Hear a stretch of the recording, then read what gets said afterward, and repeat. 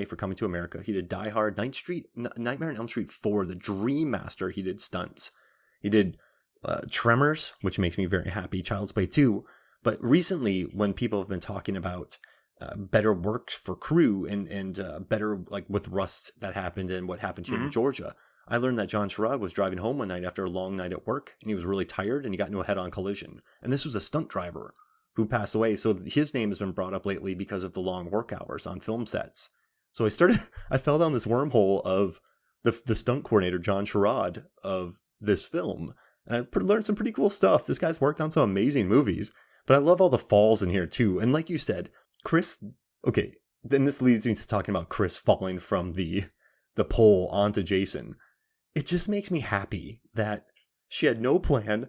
She's on this pole, and she's just like, you know what? I'm going to land on him. I mean, that's once again, you and I have watched all these movies multiple times. I never, once again, in a million years would have thought that Chris would just dive bomb on top of Jason and be successful. Well, we probably came to these movies later on when we're used to like zombie Jason. So going back to watching these earlier films, like he's a little bit more vulnerable. People are less scared of him. Yeah, that's true. It's nice though, right? It's fun seeing a vulnerable. Nice. It really is, Jason. Yeah. But I remember watching this movie and becoming reacquainted with it. And then I remember going, is Chris gonna land on Jason? Is she gonna drop onto him and smush him? I'm like, this is the greatest thing I've ever seen. And then she hides behind a bale of hay and whacks him with a shovel and hangs him. Like, if anybody was in my house at that moment, I would have picked him up and ran around the house with them. And then I know she does get an assist. I know Ali comes back to life and he gets wiped out so fast. But then she just axes him through the head. And then she looks like she's suffering from legit PTSD at the end. Like she's not.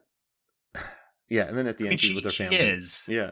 Like, what makes this movie good, and I don't think this final fight really good, better than a lot of the other ones, is that Jason and Chris have a history together. And this is sort of a revenge flick. Oh, yeah. I don't want to get too far into it, but, like, the coding of this movie is Jason assaulted her. And this is her getting her revenge on him. And so there's this history of like, oh, she could fight back and she's actually going to get him. Oh, yeah. No, you're right. Because they never say what happened. They just say that she blacked out and then escaped from him. And then a hermit found her. Yeah. I mean, I would say that my reading of this is... Or the local doomsayer. I think a lot of people wouldn't agree with my interpretation of this film, but I think it's pretty explicit. And I know for a fact that the original ending had Jason assaulting Chris. Yeah, chopping her head off. Yeah, well, it's not in the final product, and like I'm a believer of what's in the movie's in the movie. But even like discounting knowledge of the previous script, I think it's pretty obvious that Jason assaulted her, like across the board. And I also know that there's a lot of Friday the 13th fans who will not agree with me on that and want Jason to be sort of this more pure creature to kill teens, I guess. Yeah, that's... So I've never heard about your interpretation. I just I guess I always just took it as she like blacked out and escaped and she didn't remember it. She just sort of found some feral power. But at the end, the original ending was she thinks she sees somebody and then she goes inside and then Jason just chops her head off. And they filmed it. Whoa.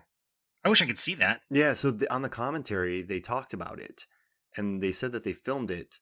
The actress who played Chris wasn't there. It was just a double. So the double walks in the house and just gets a head whacked off by so Dana wasn't there, but the Richard Brooker was talking about how he just whacks her head off, so he tricks her.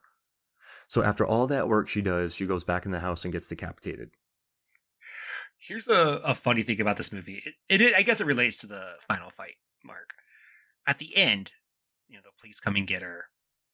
And then it just lingers on Jason. And I'm like, did they just leave with her and leave Jason there? Did they leave the body there? Yeah. We're done. We're done with this. Yeah, I'm not dealing with this guy anymore. Just leave him here. He'll come back.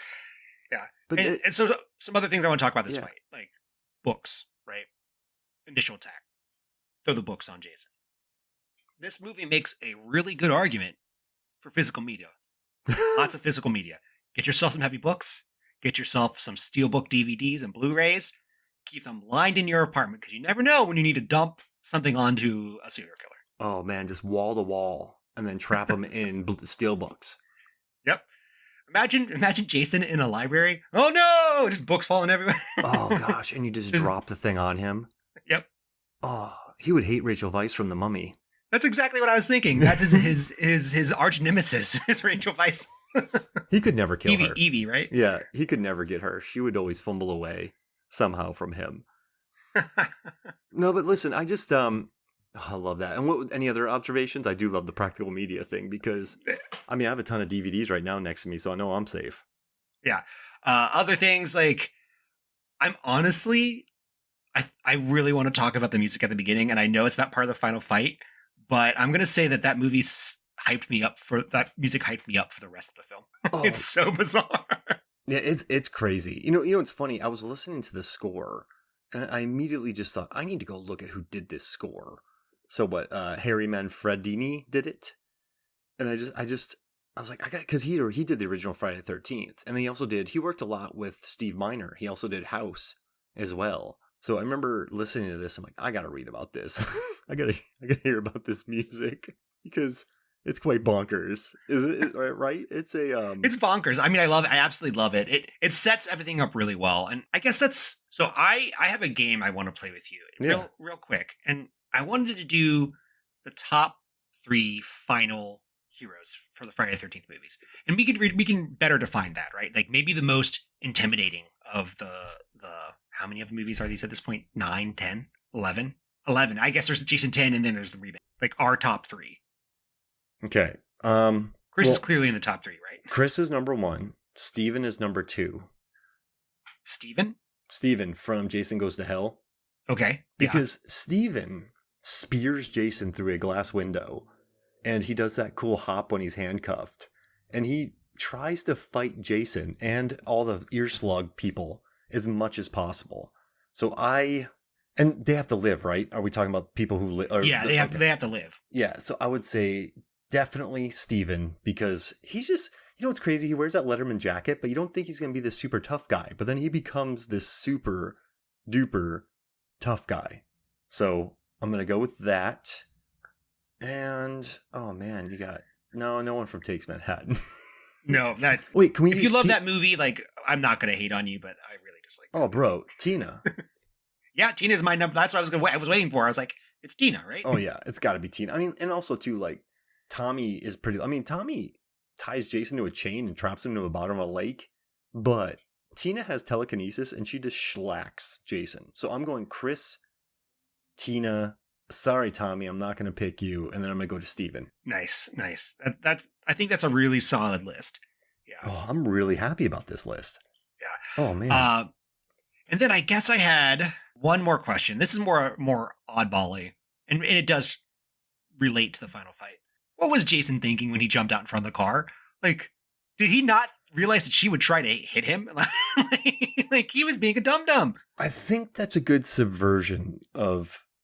sometimes I don't like that word, but in a lot of movies, someone driving a car sees somebody and they try to swerve at the killer and they get into an accident, or they freak out and they drive the other way and hit a tree.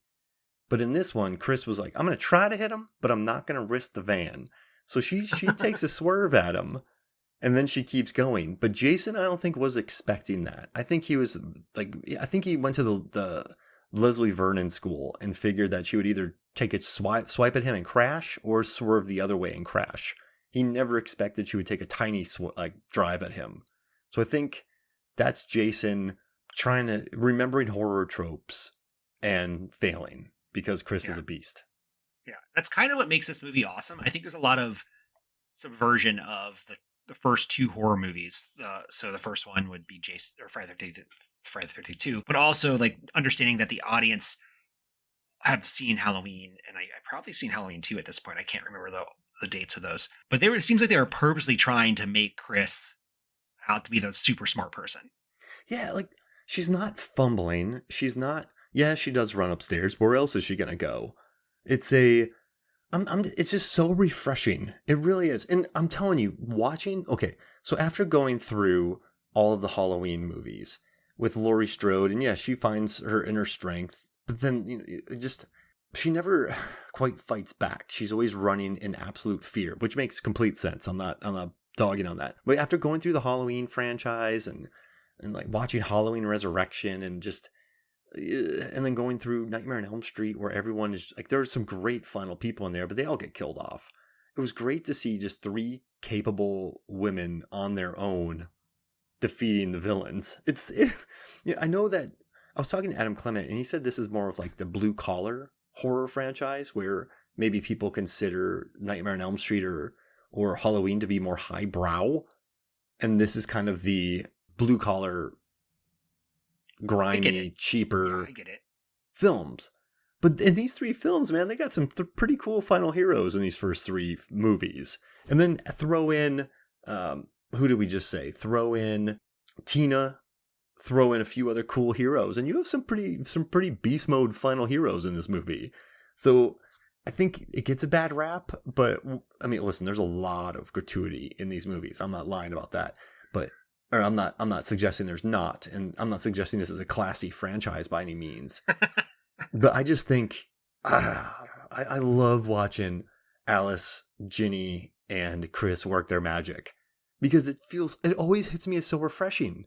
I'm telling you, David, like, watch it. I know Alice runs away from Pam at every moment, but she keeps drilling Pam and knocking her out. There's a beauty to that. And so watching Chris be the kind of Macaulay Culkin from Home Alone and Jason being Harry and Marv in this just makes me really happy. And so I know it's off point, but I think I wish these characters got more credit. So everyone talks about Sydney, everyone talks about Laurie Strode, but I mean, I don't think any of them did what Chris did in their first film. Yeah. Maybe when we eventually get that legacy sequel, we'll get one of the originals back. Maybe we'll get Chris back. I don't know. Yeah, she will come back and just get killed. Oh, yeah, that's unfortunate. Yeah, that's every legacy sequel. Like, I get it. That's why I get it. It's a trope, but I don't know. Well, I just want to. Yeah. Anything else you want to cover? What was your favorite moment? Okay? Watching this scene, when did you realize that this was something special? That Chris was a beast? Interesting. I think it was right off the bat when she knocked the bookcase over, because it, again, like, she went from flight to attack immediately. Yeah. And then after that, she closed all the doors in the hallway, so Jason didn't know which one to go into. Like, she was firing on all cylinders immediedally, like, off the bat. That, again, maybe it is the doors. Maybe it's the doors, actually, when I realized, like, oh, she's smart. Like, she's going to get out of this. That's a great point. And then she slashes at him, and then she gets him in the knee, then she dives out. But I think for me, I was really impressed with all of that. But when she rolls up the window to trap his arms, I just thought, this, like, if I had a football team, I would put Chris on it, because her kind of game time decisions or her thinking on the fly is outstanding. I mean, when have you ever seen a horror villain's arms being trapped in a window after being rolled up? Like, it's just and like, she's driving that van out of there. So I think it's when she trapped his arms in the window, because I just remember thinking, I have never seen that before. I have never seen somebody and it wasn't her fault that the car didn't start either. So yeah, I'm going to say the window bit, because I was already impressed. Like, so I was on the roller coaster and I was about to go down, like, not down, but like, that's a terrible analogy. I was on board, but when she rolled up that window, I was really on board. I was sold. I was just absolutely sold, because, man, like, you could teach a class about Chris's fighting a horror. If there's a horror villain world and Chris actually existed, she would have so many thesis papers written about her survival of Jason Voorhees. So yeah, I think it's the window bit that makes me so happy. So Mark, you can cut this if you want, but I'm going to bring this up because I think it'd be a funny conversation, maybe just for you and I. Vin Diesel as Jason. Nah, they would make him too. He wouldn't wear the mask. Oh, that's the problem, isn't it? Yeah, that's the problem. And they would make him too sympathetic. Yeah, what they tried to do with Freddy, right? Oh gosh, what stupid. Yeah, don't do that. Like, just okay, Vin Diesel. I think Vin Diesel would be best as. what horror movie villain would Vin Diesel be best as?